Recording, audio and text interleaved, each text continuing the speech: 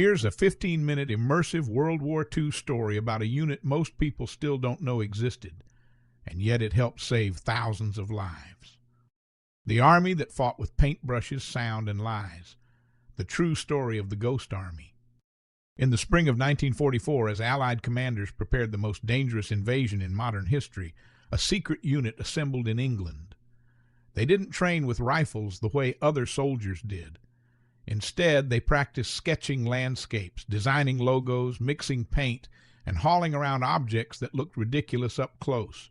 Rubber tanks, fake artillery, canvas trucks. Their official name was 23rd Headquarters Special Troops. Their unofficial name was far better. They were called the Ghost Army, and their mission was simple to explain but terrifying to execute. Convince the German army that tens of thousands of Allied soldiers were somewhere they were not. If they failed, real divisions would walk into ambushes. Beaches would run red. Entire offensives could collapse. If they succeeded, no one would ever know. Artists go to war. The Ghost Army was made up of just 1,100 men. No tanks, no heavy weapons, no glory assignments. What they did have was talent. More than half were recruited directly from art schools, design studios, and advertising agencies. Among them were future giants of American culture, men who would later design iconic album covers, museum exhibitions, and fashion photography. One soldier, Bill Blass, would later dress U.S. presidents.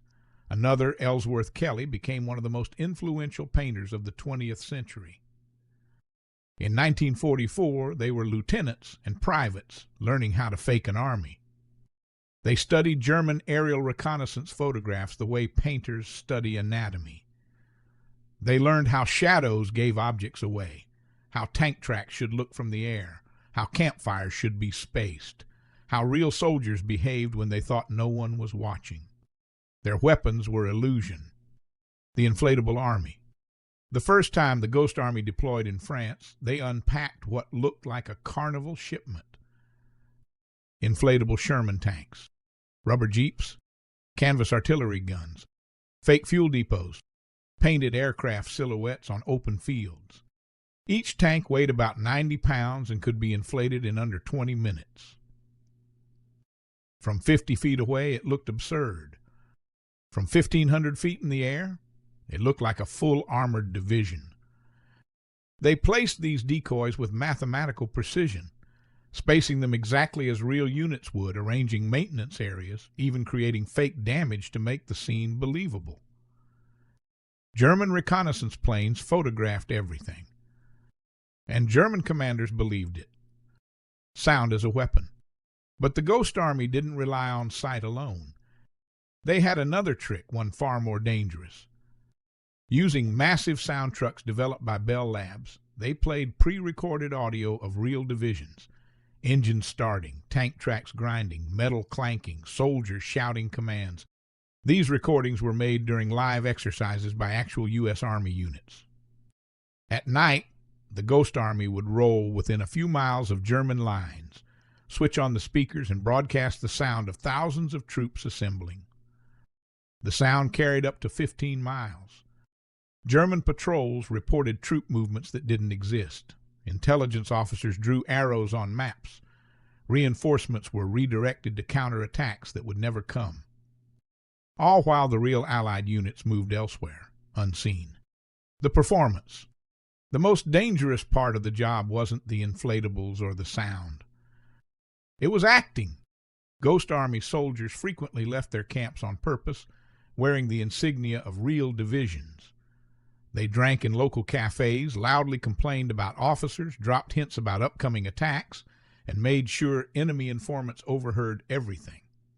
Sometimes they used fake generals, soldiers with the right posture and rank insignia, driving conspicuously through towns, making themselves visible.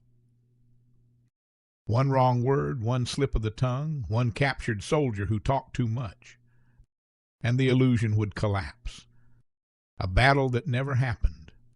In March 1945, as Allied forces crossed the Rhine, the Ghost Army was given one of its most critical missions. They were ordered to impersonate the entire U.S. Ninth Army, over 40,000 troops. For 2 nights, they created a false crossing site, inflatable bridges, fake boat traffic sounds, heavy radio chatter, visible command posts. German artillery began shelling the decoy area, which meant they were shelling empty fields. Meanwhile, the real Ninth Army crossed the Rhine elsewhere, largely unopposed. Historians later estimated this deception alone saved thousands of lives. The silence after victory. When the war ended, the Ghost Army didn't get parades.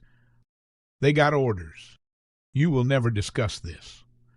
The entire operation was classified. Soldiers couldn't tell their families, not their spouses, not their children. Some veterans carried the secret for over 50 years. Only in 1996 was the unit officially declassified. Many members had already died, never knowing the world would learn what they did. In 2022, the Ghost Army finally received the U.S. Congressional Gold Medal, one of the nation's highest honors. It was awarded not for battles fought, but for battles prevented.